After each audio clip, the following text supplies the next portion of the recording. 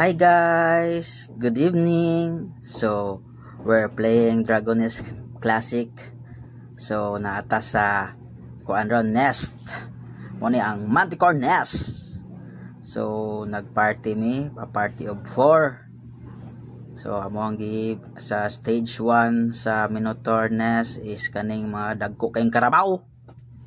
Kinanglan nato ni silang mapatay guys. Dayong sa sunod, kanina pod sa second stage nila is kaning Medusa.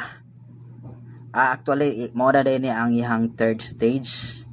So wala na to makuha tong first stage niya. So okay ra to gyapon guys. So na baka nato ning tama ning Medusa guys.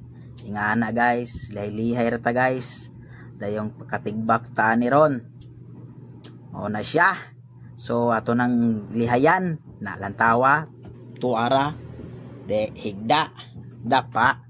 So nahuman na nato ang Medusa guys. So ari na punta sa fourth stage mo siya. So di pa nato na siya pwedeng matake unless dili pa nato mapatay ning mga nasa kilid-kilid. So kana nakuha na nato siya. So baka na nato na siya birahan butangi na. So pasensya na kinindo ko mga moves guys kay dili kay tahanas ani kay may tas automatic ani pero sa manual wala te ka skills guys.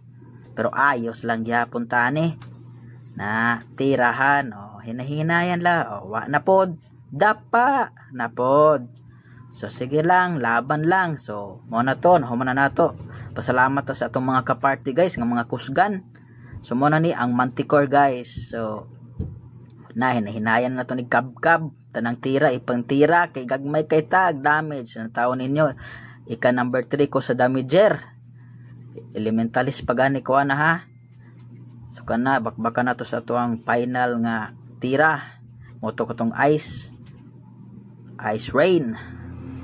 So ayan na gitirahan na tas Manticore og palupad lupad puson ta diha ana mauna na icy awa na bulagta na po may gani pasalamat tas mercenary napatay kinabuhi kana gyud nadapa na gyud ta guys. So ang atong patapuson na atong mga kauban.